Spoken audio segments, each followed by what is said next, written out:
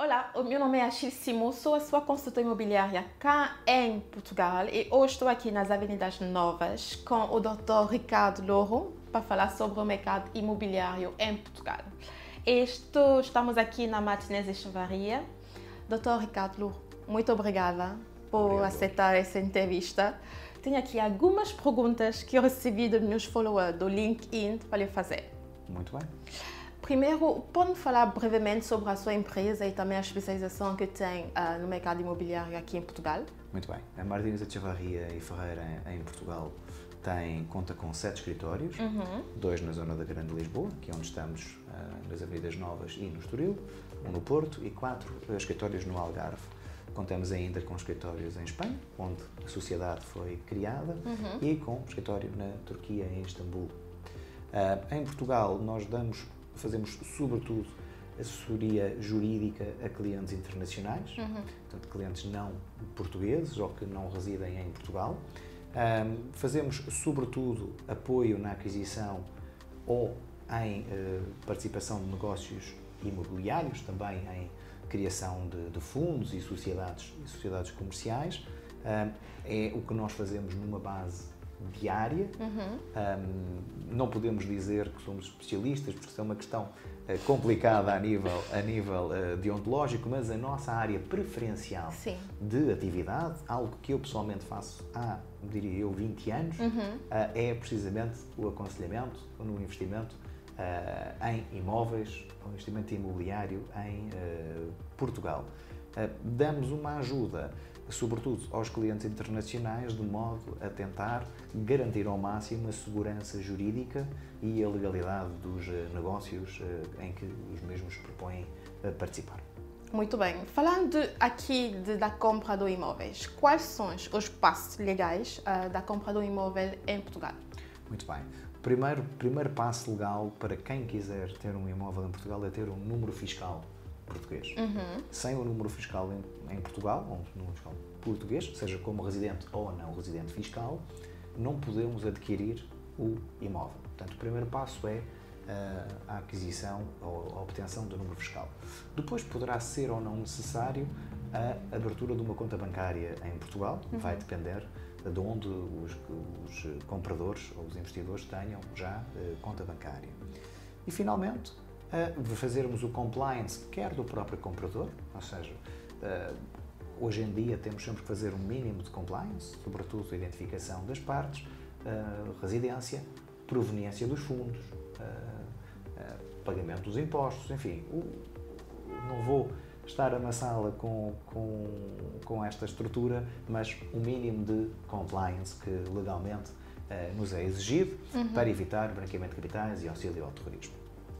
Depois, obviamente, tudo quanto tem a ver com o vendedor e o imóvel em si. Portanto, toda a documentação legal do imóvel, desde os processos camarários aos processos de registro, quer predial, quer na administração tributária, e passando por questões judiciais, ver se existem dívidas, ónus, ou desde o mais simples da dívida ao banco pela hipoteca do financiamento bancário, a qualquer questão que esteja em processo executivo num tribunal em Portugal. Portanto, compete-nos tudo isso. Depois, obviamente, garantir, como sabem, em Portugal, normalmente os processos começam por uma reserva, que é um documento atípico, mas admitido entre as partes. Depois, o contrato de promessa, que já é muito tipificado na lei portuguesa, e finalmente, então, a escritura notarial ou documento particular autenticado. Portanto, nós representaremos uma das partes durante todo este processo, de modo a garantir a legalidade do mesmo e a garantia de que não existe nenhum problema que nos venha mais tarde preocupar. Ok, falando dos problemas, tem aqui uma pergunta de um follower. Por acaso estamos aqui na Avenida Visconde Balmor, eu tenho mesmo aqui um apartamento que entrou há 2 dias no mercado por 1.500.000. E esse follower falou de uma pergunta muito interessante. Basicamente, como é possível evitar armadilhas?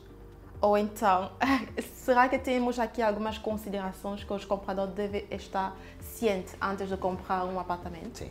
Hoje em dia temos que ter, felizmente, deixe-me responder assim, felizmente, começou a haver mais sofisticação no mercado imobiliário e nas transações imobiliárias. nós, enquanto advogados, também temos que nos adaptar e continuar a ser mais proficientes no nosso trabalho. Como lhe disse, a nossa principal função é garantir a segurança jurídica e representar os interesses do cliente. A partir daí, temos que verificar uma série de coisas. Tratando-se do imóvel, temos que começar por saber todo o processo de licenciamento do mesmo. Verificar junto da Câmara Municipal, neste caso de Lisboa, se o processo de licenciamento foi tido em conformidade. Verificar os documentos que dizem respeito, ficha técnica de se houver, lugar à mesmo, dependendo do ano de construção do imóvel e de licenciamento. Licença de utilização também, mais uma vez, dependendo do ano. Se for muito antigo, ver se houveram obras que necessitavam de licenciamento e que foram feitas, mas não tiveram licenciamento e, portanto, está numa situação irregular. Verificar depois, obviamente, o mais básico, que é quem diz que é proprietário, se efetivamente é proprietário do imóvel. Verificar coisas mais simples, como estará a área do imóvel devidamente registada, quer no registro predial, quer na caderneta predial, portanto na administração tributária. Verificar o certificado energético, verificar todas as questões relacionadas com o condomínio, porque tratando-se de um apartamento, terá seguramente um condomínio. Portanto, todas estas situações devem ser feitas ou parte de uma análise legal prévia à aquisição do imóvel. Pronto, depois, obviamente, toda a complexidade que deve envolver um contrato de promessa. Não deve ser algo prêt-à-porter, deve ser algo estruturado à medida de cada negócio, precisamente para garantir a especificidade de cada negócio. E sobretudo porque em Portugal o contrato de promessa acaba por ser o contrato mais importante, porque há um pagamento de uma parte do preço já para o vendedor, ou seja, não fica cativo numa conta escrow, fica já numa conta do vendedor e, portanto, gera obviamente uma maior responsabilidade e um maior risco que tem que ser acautelado pelas partes. Também lá é uma grande confiança, não é? Que o comprador está a fazer em relação ao vendedor. Sim, a lei portuguesa prevê penalizações graves, sendo uma delas o reembolso em dobro do valor do sinal em caso de incumprimento por parte do vendedor. Contudo, tudo depende da situação em concreto e não deixamos de ter um valor de sinal entregue. Portanto, já não está na nossa conta, nossa comprador, estará na conta do vendedor. Portanto, obviamente que sim, que há aqui uma confiança jurídica, uma confiança do negócio envolvida e, portanto, temos que ter a certeza do que é que está a fazer e do estado do imóvel, de modo a que não venha uma surpresa, como, por exemplo, uma dívida que recai sobre o imóvel e já demos um valor avultado como sinal e agora como concluir o negócio. Temos que ter muita atenção e, com certeza, faz parte do nosso trabalho. Ótimo. Dr. Ricardo, eu tenho mais uma pergunta. Agora é sobre o Golden Visa. Nós ouvimos falar há alguns meses atrás que o Golden Visa devia acabar. Mas também ouvi dizer para ali que não, que o Golden Visa ainda está a continuar. Então, o que é que pode me dizer sobre isso, por favor? Muito bem. O Golden Visa, ou autorização de residência por investimento, não foi cancelado, portanto, continua. O que houve foi uma alteração substancial ao seu regime, retirando, diria eu, a sua estrela, ou o seu investimento estrela, que era efetivamente o investimento em imobiliário. Portanto, neste momento, não é possível candidatar-se a Golden Visa através do investimento imobiliário. Eu diria que os dois investimentos mais interessantes para os investidores será o investimento em fundos, portanto, em aquisição de unidades de participação em fundos mobiliários ou fundos de capital de risco, que não tenham uma atividade imobiliária, portanto não podem ter atividade imobiliária. O valor do investimento são 500 mil euros e os fundos têm que estar, obviamente, registados em Portugal e regulados por entidades em Portugal, pela CMB.